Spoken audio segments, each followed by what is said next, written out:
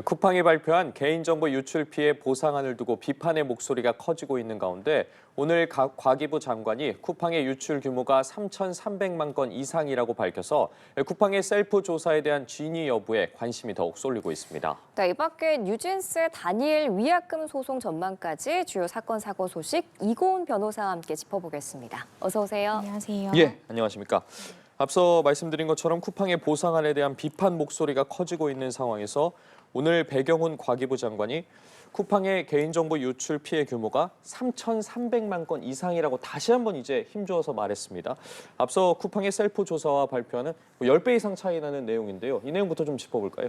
네, 말씀 주신 대로 쿠팡은 자신들이 자체적으로 조사한 결과라면서 이 성탄절 즈음에 자체 조사 결과를 발표했습니다. 그러면서 우리가 지금 정보 유출 피의자로 특정하고 있는 그 범인을 자체적으로 우리가 확인을 해보니까 실질적으로 계정 3,000개 정도만 확인이 됐고 나머지는 삭제했다. 따라서 개인정보 유출의 피해 범위가 3,300만 명이 아니라 3,000개 정도에 불과하다라고 쿠팡이 이야기를 했습니다. 근데 이 부분에 대해서 오늘 청문회 과정 중에 배경훈 과기부 장관이 쿠팡의 개인정보 유출의 피해 규모가 3,000개가 아니라 3,300만 건 이상이다라고 이야기하면서 쿠팡 측이 자체 조사 결과라고 이야기했던 부분들을 전면 반박했고요. 그러면서 이렇게 실질적으로 건수 자체도 굉장히 다를 뿐만 아니라 3,300만 건 이상의 이름, 이메일이 유출이 됐고요. 또 개인정보보호위원회 경찰청뿐만 아니라 민간 합동조사단에서 모두 이 사실을 확인했다라는 점을 이야기를 했고 또 일부 고객의 주문 정보까지도 이 주문 내역까지도 유출된 것으로 파악하고 있는데 쿠팡이 확인되지 않은 이 결과를 사전에 발표했다라는 점에서 우리는 또 심각하게 우려를 표한다라는 취지의 이야기까지 덧붙였습니다. 맞습니다. 지금 말씀 주신 것처럼 쿠팡 측이 이렇게 합의되지 않은 결과를 사전에 발표했다는 점에 심각한 우려를 표명했는데 지금까지 이렇게 정부랑 각을 세우는 기업이 있었나 이런 생각도 들거든요. 청문회에서 이렇게 우려를 표명한 건 향후 조사 과정에서도 쿠팡의 자체 조사를 더욱 면밀히 들여다보겠다 이렇게 해석해도 될까요? 네, 그렇습니다. 사실상 이 개인정보 유출의 규모를 정확하게 특정하는 것은 향후에 있을 민형사 사건에서 굉장히 중요한 쟁점이 될 수 있습니다. 예를 들어 민사상 손해배상 범위를 1인당 10만 원을 배상하라라고 법원이 판단했을 경우에 그 피해자의 규모가 3,000명이 되는지 3,300만 명이 되는지는 쿠팡이 부담해야 되는 이 피해 금액에 굉장히 굉장히 영향을 미치고요. 뿐만 아니라 형사적인 이 죄책을 어느 정도 무느냐 여기에 있어서도 중요한 이런 양형의 기준이다라는 생각이 듭니다. 지금 과기부 장관이 자체 조사 결과도 한번 심도 있게 들여다보겠다라는 의미를 제가 개인적으로 해석해 보면 첫 번째는 혹시나 쿠팡에서 고의적으로 이 유출의 규모를 줄인 것은 아닌지를 우리가 확인해 보겠다라는 의미로도 해석이 되는데요.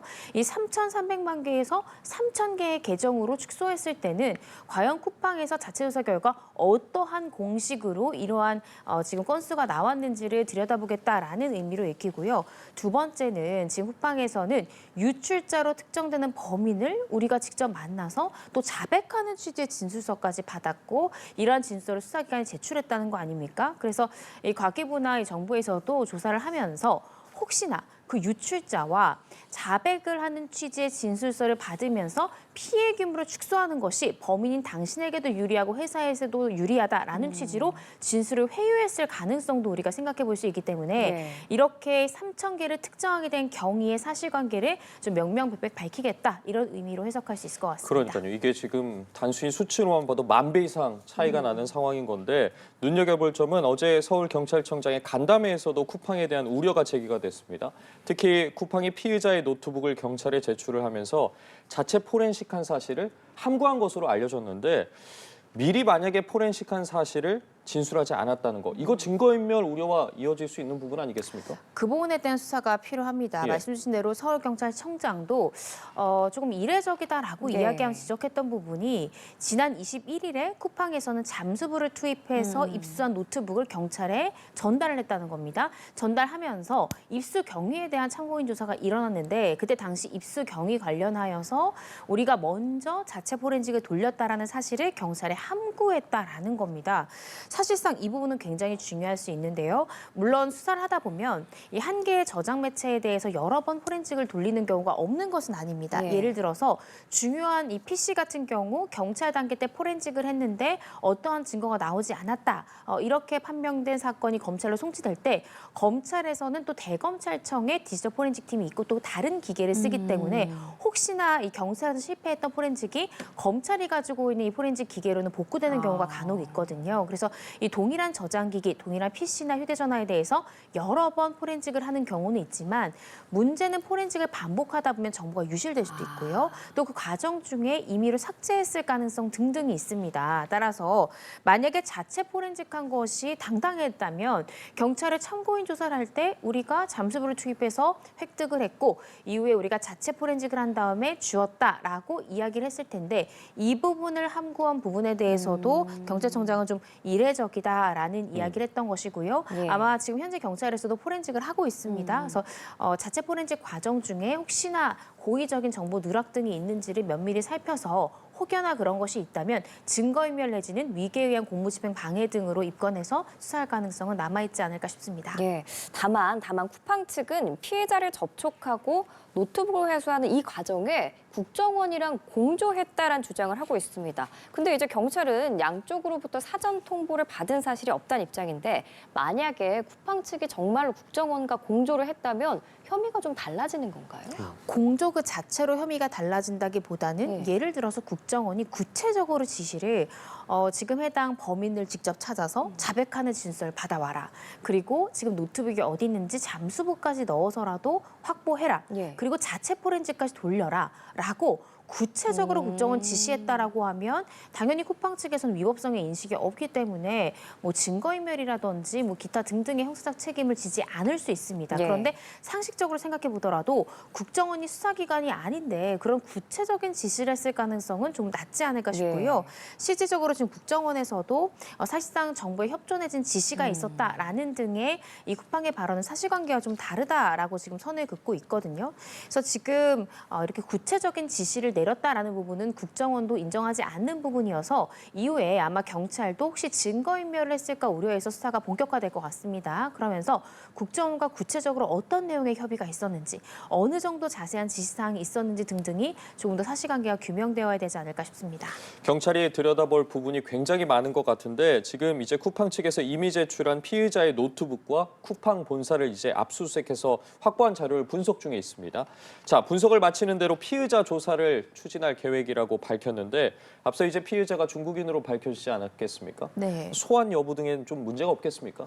일단은 쿠팡 측에서 해당 범인으로 특정되는 피의자의 자필 이 자술서를 제출을 했으니까요. 아마 쿠팡에서는 해당 직원이 중국 어디에 사는지 또 연락처라든지 연락할 수 있는 방안이 있었기 때문에 실제로 진술서까지 받았던 것이 아닌가 싶습니다. 따라서 경찰에서는 설사 피의자가 해외에 있다 하더라도 쿠팡 측과 협의를 해서 충분히 피의자를 소환해서 조사할 수 있는 것이 아닌가라는 생각이 들고요. 다만 제가 조금 아쉬운 부분은 경찰 측의 수사가 너무 늦은 것이 아닌가. 지금 연일 매일같이 뉴스에서 쿠팡에 대한 사건을 다룬 지가 벌써 몇 주가 됐고 예. 한 달 정도가 됐는데 아직까지도 피의자에 대한 소환 조사를 하지 않았기 때문에 어쩌면 이 조금은 속도가 좀 더뎌진 경찰 수사의 속도 때문에 쿠팡이 자체 조사라는 납득하기 어려운 결과를 국민들께 발표했던 것은 아닌가라는 생각이 들거든요.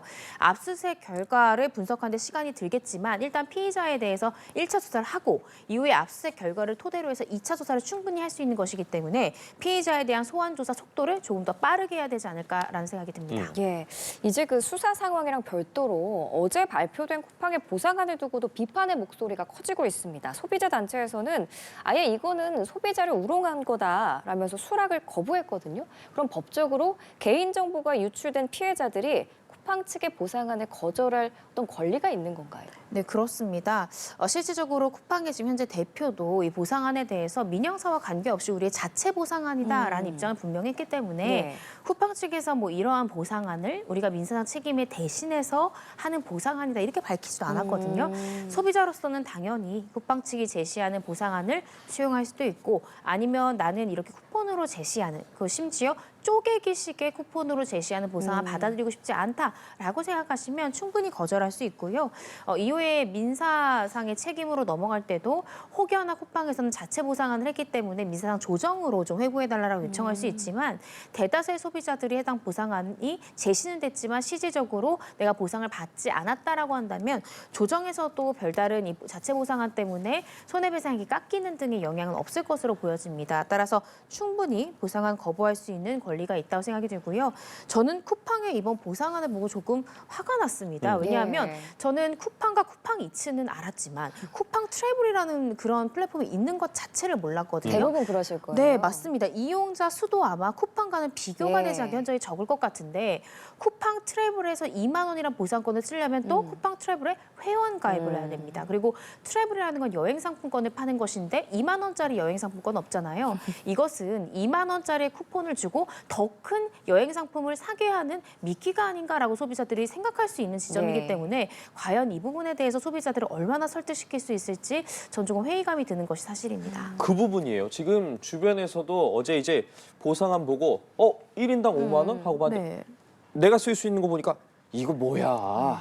이런 분들 굉장히 많으셨거든요. 지금 그만큼 분노를 유발하고 있는 건데 그렇기 때문에 지금 일부 피해자들도 단체 손해배상 소송 준비 중인 거 아니겠습니까? 네. 어제 이 보상안 보고 더 화가 났다는 분들이 있습니다. 일부 참여자들이 이 보상안으로 인한 내 소송에 영향이 없을까라고 문의를 하는 경우도 있다는데 이 부분에 대해서는 좀 어떻게 법적으로 해석해 봐야 될까요? 저는 크게 영향은 없을 것이라는 생각이 듭니다. 물론 쿠팡은 주장을 할 겁니다. 우리가 자체 보상안도 제시했을 만큼 이 손해배상의 범위를 줄이고자 상당 부분 노력했다. 따라서 손해배상액을 감액해달라라고 주장할 가능성은 크지만 실제적으로 그 보상안이 소비자들이 대다수 수용하지 않는 보상안이고 또 실제로 이 쿠폰 쪼개기식의 보상이 법원이 보더라도 이것은 쿠팡 측이 오히려 마케팅 방법으로 활용될 수 있을 가능성이 큰 것이지 소비자들의 지금 개인정보 유출이라는 피해를 보상할 만한 합당한 방법이 아니다라고 판단한다면 크게 영향이 없을 것이라고 보여지기 때문에요. 그리고 말씀 주신 대로 실질적으로 보상안 거부하고 나 원래 안 했었는데 집단 소송에 참여하겠다라는 움직임까지 일고 있단 말이죠. 그래서 이 자체 보상안이 실제 민형사 사건에서는 큰 영향이 없을 것이다. 따라서 혹여나 보상 소송에 참여하고자 하시는 분들은 절차대로 진행하시면 크게 영향은 없을 것이다라는 생각이 듭니다. 알겠습니다. 쿠팡 측의 추가적인 보상안이 나올지 그리고 수사 상황도 지켜보도록 하고요. 다음은 지난해 뜨거운 이슈를 낳았던 아이돌 그룹 뉴진스 소식입니다. 최근에 이제 뉴진스 멤버들이 잇따라 본래 소속사였던 어도어로 복귀를 하고 있는데 완전체 멤버가 5명이거든요. 근데 여기서 다니엘이 빠진 4인 체제가 될 거란 전망이 나오고 있습니다. 특히 멤버 다니엘에 대해선 손해배상 청구 소송까지 제기를 했는데 어떤 이유 때문인가요? 네, 말씀 주신 대로 지난해 12월에 먼저 뉴진스 멤버들이 이 신뢰관계 훼손 등의 이유로 계약 해지를 소속사인 어도어에 먼저 주장을 했습니다. 그러자 소속사 어도어가 뉴진스 멤버들에 대해서 전속계약 유효 확인 소송을 제기했고요. 그와 동시에 이 멤버들의 독자 활동을 막아달라라는 취지의 가처분 신청도 함께 진행을 했습니다. 법원의 1심 판단과 가처분 소송에 대한 결과가 나왔는데요. 모두 소속사 어도어가 승소를 했습니다. 즉, 이 소속사 어도어와 이 뉴진스 간의 전속계약은 유효하다라면서 이 법원도 이 어도어 소속사 측의 손을 들어준 건데요. 그러자 이 멤버들이 이제 소속사로 다시 돌아갈지에 대한 대화가 시작된 겁니다. 그런데 멤버 5명 중에 최종적으로는 이 4인 체제로 뉴진스가 재편될 그런 상황이고요. 멤버 중에 다니엘 같은 경우에는 오히려 소속사에서 더 이상 신뢰관계가 훼손됐고 또 전속계약 부분에 대해서 우리가 해지를 원한다라고 이 다니엘에게 해지 통보를 했고요. 그리고 함께 아울러서 위약벌과 이 손해배상 소송까지 함께 제기하겠다라고 소속사가 밝혔습니다. 그러면서 이 멤버들과 이제 여러 가지 이야기를 나눴을 거잖아요. 그간 왜 소속사와 멤버들 관계가 왜 이렇게 최악으로 치달았는지 어떤 내용의 대화를 오갔는지 면담을 해봤는데 면담을 해보니까 더 이상 지금 이 뉴진스 멤버이자 어도 소속의 이 아티스트로서 다니엘과 함께할 수 없다고 판단했고 오히려 이번 분쟁이라든지 또 뉴진스가 이탈했던 부분들이라든지 복귀 지연에 있어서 다니엘이라는 멤버 그리고 이 멤버의 가족이라든지 미니진 씨의 책임이 크다라고 우리는 판단. 판단을 했고 이에 따라서 해지 통보뿐만 아니라 각종 손해배상 청구도 하겠다라고 소속사가 밝혔습니다. 그렇다면 이제 관심이 쏠리는 게 그 규모가 과연 얼마나 될 것이냐인데 지금 구체적인 청구의 규모는 알려지지 않았지만 업계에서는 그 규모가 1,000억에 달할 것이다라는 이야기가 나오고 있어요. 앞서 짚어주신 것처럼 위약벌 또 손해배상금 두 가지 언급해 주시지 않았겠습니까? 네. 이 위약벌이 1,000억 원 정도에 가까울 수 있다라는 이야기가 나오고 있는데 위약벌과 손해배상금의 차이는 무엇인지 그리고 이 1,000억이라는 규모에 대해서도 한번 짚어볼 필요가 있는 것 같습니다. 네, 말씀 주신 대로 전송계약을 위반했을 때 가장 큰 쟁점으로 떠오르는 것이 항상 위약벌입니다. 통상 연예인들 같은 경우에는 위약벌 금액을 산정할 때 이 직전 이 영업기간 동안에 발생했던 월 평균에 이 연예인이 벌어들인 월 평균 수익을 기준으로 해서 잔존 이 전속계약 기간을 곱한 금액이 위약벌의 액수로 통상 잡힙니다. 그런데 뉴진스 같은 경우에는 정상급의 걸그룹이죠. 그래서 실질적으로 다니엘이 그동안 이 개인의 매출액을 월 평균액으로 환산했을 때 아마 수억 원 내지는 수십억 원이 될 가능성이 있고요. 또 잔존 계약 기간까지 곱한다면 그렇다면 1,000억 원이 넘는 그런 소송이 될 가능성이 높다라는 추산이 나오고 있습니다. 그래서 위약벌 같은 경우에 말씀드린 대로 실질적으로 직전 2년간의 월 평균 매출액을 기준으로 해서 계산한 금액이고 손해배상액 같은 경우에는 이러한 분쟁 등으로 인해서 사실 뉴진스라는 그룹의 이미지가 많이 훼손됐죠. 또 회사가 입었던 여러 가지의 피해들이 있을 수 있습니다. 이런 부분들에 대한 손해를 측정해서 부수적인 손해를 배상받는 것이 손해배상액이다라고 이해하시면 될 것 같습니다. 그런데 이 1,000억이라는 게요. 참 개인이 감당하기에는 현실적으로 좀 불가능해 보이지 않나라는 생각도 들거든요. 그래서 부당하게 높을 때는 법원이 딱 보고 좀 감액을 할 수도 있다고 하던데 이번 사례는 해당이 안 될까요? 네, 위약벌 같은 경우에는 통상적으로 법원에서는 감액을 인정하지 않고요. 하지만 금액이 너무나 과다할 때는 일부 계약 내용이 무효라는 취지로 103조 위반으로 일부 무효의 판단을 내릴 수는 있습니다. 그렇지만 손해배상액 같은 경우에는 감경을 하는 경우도 있지만 기본적으로 위약벌 액수 같은 경우에는 감경을 하지 않는 것이 기존 판례의 태도다 이렇게 이해하시면 될 것 같습니다. 그렇군요. 관련해서 어쨌든 조금 더 지켜봐야 할 것 같은데 특히나 어두어 측에서 주장하고 있는 내용이 다니엘 측에 시정을 요구했지만 기한 내에 이제 시정이 이루어지지 않아서 결국에는 계약 해지로 이어졌다라는 주장인데 이를 두고 고의로 계약을 위반했을 가능성도 나오고 있습니다. 이게 향후에 좀 법적으로 어떤 영향을 미칠 수 있다는 분석도 있고요. 네, 이번에 어도어 측 입장문을 보면 다니엘에 대해서 고의적인 계약 위반이다라는 취지의 뉘앙스의 그런 입장문이다라고 저는 읽힙니다. 근데 문제가 고의에 의한 손해배상이 인정될 경우에 문제가 커집니다. 손해배상 채무가 개인회생이나 파산을 하더라도 빚이 줄어들지 않는 비면책 채무가 될 수 있기 때문인데요.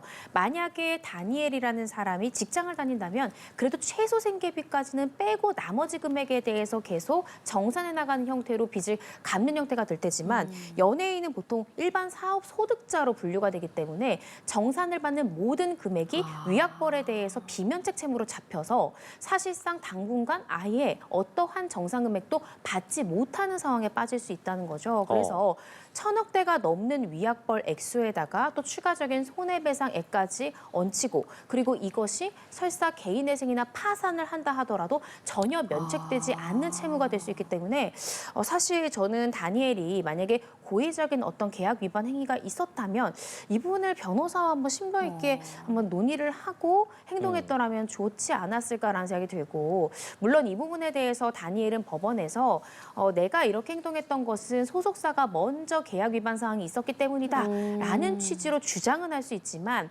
이미 뉴진스 멤버들과 어도어 사이의 이 법적 분쟁에 대해서는 어도어가 정상적인 권한 가지고 있고 전속계약이 유효하다라는 법원 판례가 이미 있기 때문에 판결이 있기 때문에 사실상 다니엘의 주장에 대해서는 법원이 받아들이지 않을 가능성이 높지 않을까 싶습니다. 지금 짚어주신 그 부분, 어도어가 계약 파탄에 책임이 없다는 법원의 판단이 앞서 나왔잖아요. 네. 그럼 이 부분도 법원의 판단이 손해배상 청구 소송에 또 어떤 영향을 미칠까요? 네, 일단 손해가 발생을 했다라는 점도 손해배상 청구에서는 중요하지만 이 손해배상 청구가 실질적으로 본격화되면 다니엘도 주장을 할 겁니다. 전속계약 위반의 점은 먼저 소속사가 선행됐고 그래서 우리가 전속계약 해지 통보를 먼저 선행했던 것이다라는 취지로 이 모든 파탄의 책임이 결국 소속사에게 있다라고 다니엘은 주장할 가능성이 있거든요. 그런데 이때도 이미 전속계약은 유효하다, 즉 이 뉴진스 멤버 유저들의 전속계약 해지 통보가 옳지 않았다라는 법원의 판단이 선행되어 있기 때문에 사실상 다니엘이 손해배상 청구 소송이라든지 위약벌 소송에서 이런 점을 주장한다 하더라도 이기지 못할 가능성이 높다는 거죠. 즉 어도어에게 상당히 유리하게 현재 법적 절차가 진행되고 있기 때문에 향후에 위약벌이나 손해배상의 소송에서도 현재까지는 소속사가 훨씬 더 유리한 위치를 점하고 있다. 이렇게 이해하시면 될 것 같습니다. 이런 상황에서 논란의 중심에 섰던 민희진 어도어 전 대표에게도 손해배상 청구 소송을 예고한 상태입니다.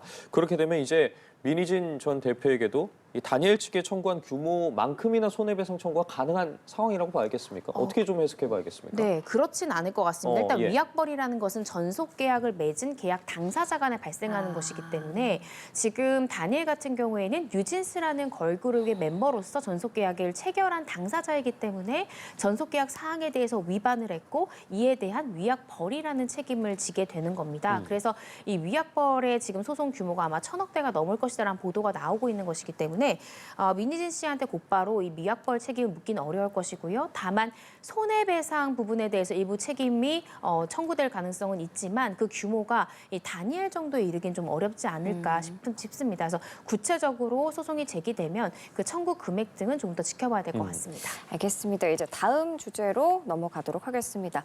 울산의 아파트에서 발생한 화재 사건인데요. 이 화재로 인해서 베트남전에 참전했던 국가유공자 70대 남성이 숨지는 안타까운 일이 발생을 했습니다. 그런데 이 화재가 났을 때 빨리 대피를 못한 게 이 쓰레기 더미 때문이었다고요? 맞습니다. 이 70대 남성 A씨 같은 경우에 정말 안타까운 게 울산에서 화재가 발생했는데 화재 현장에서 심정지 상태로 발견됐고 숨진 채로 발견됐다는 거죠. 근데 그 남성의 집을 가보니까 쓰레기가 정말 산더미처럼 예. 쌓여 있었는데 성인의 키 높이까지 이렇게 쓰레기 더미가 쌓여 있었다는 겁니다. 이 남성 왜 그랬을까? 주변 주민들한테 이야기를 들어보니까 저장 강박이 있었다는 겁니다. 그래서 저장 강박이 있어서 물건을 버리지 못하고 자신의 집에 계속해서 저장해 두다가 화재가 발생했는데 쓰레기 더미 속에서 나가지를 못하고 결국 그 쓰레기 더미 위에서 발견됐다라고 지금 이야기가 나오고 있는데요. 한 차례 더 안타까운 것은 실질적으로 이 숨진 남성 A씨 같은 경우에 베트남전에 참전했던 국가 유공자였던 것으로 확인이 됐고요. 실질적으로 약 45만 원 상당의 참전 명예수당도 매달 받았던 이 국가 유공자라는 점에서 더욱더 안타까움을 자아내고 있습니다. 지금 보고 계시는 것처럼 오랜 세월 동안 이제 본인은 물론이고 이웃들도 악취와 해충 등의 고통에 시달렸다고 하는데 그렇다면 그동안 좀 지자체가 개입을 할 수는 없었을까라는 생각도 들거든요. 노력을 기울였습니다. 주민들도 그렇고요. 지자체에서도 지금 이 남성의 사실 생존 자체가 위협될 수 있는 거지 않습니까? 그렇죠. 지금 생활 환경 자체가 좋지 않았기 때문에요. 그래서 실질적으로 이 A씨를 돕기 위해서 이웃과 관리사무소 그리고 행정기관이 여러 차례 이 남성의 집 정리를 돕고자 시도했다고 합니다. 그런데 문제가 이 당사자가 거부해서 이 강제적으로 개입하기는 더 어려웠기 때문에 실질적으로 도움을 주긴 어려웠다라고 이야기하고 있습니다. 네, 참 안타깝네요. 이게 쓰레기 더미가 쌓여 있어서 대피를 못한 게 가장 큰 원인이겠지만 화재가 난 아파트가 소방시설의 사각지대였다는 점도 주목해 볼 만한데 불이 난 아파트의 각 층에 옥내 소화전은 한 개씩 설치가 돼 있었는데 스프링클러는 설치가 안 돼 있었나 봐요. 네, 그렇습니다. 사실 이 남성의 집 내부에도 스프링클러만 있었어도 예. 사실은 이런 참변을 막을 수 있었지 않았을까라는 생각이 드는데요. 근데 안타깝게도 해당 아파트 같은 경우에는 지금 준공 시기가 1996년이었습니다. 그 당시에는 스프링클러 설치 자체가 법적 의무 대상이 아니었고요. 따라서 없는 상태였고 현재까지도 별도의 소방시설의 보강 없이 방치된 상태에서 이런 참변을 당했던 겁니다. 그래서 실질적으로 저도 이 사건으로 안타까운 점이 준공 당시에는 스프링클러 설치 의무 대상 아파트가 아니었다 하더라도 현재 시점에서는 그러한 기준을 충족해야 되는 아파트라면 사후에 스프링클러 설치 등이 좀 보완이 되어야만 이러한 참사를 막을 수 있는 것이 아닌가 좀 안타까운 마음이 듭니다. 예, 어떻게 보면 이 사건도 사각지대라고 할 수 있는데 우리 사회가 조금 더 면밀하게 들여다볼 부분들이 있어 보입니다. 오늘 말씀은 여기까지 듣겠습니다. 지금까지 이고은 변호사와 함께했습니다. 고맙습니다.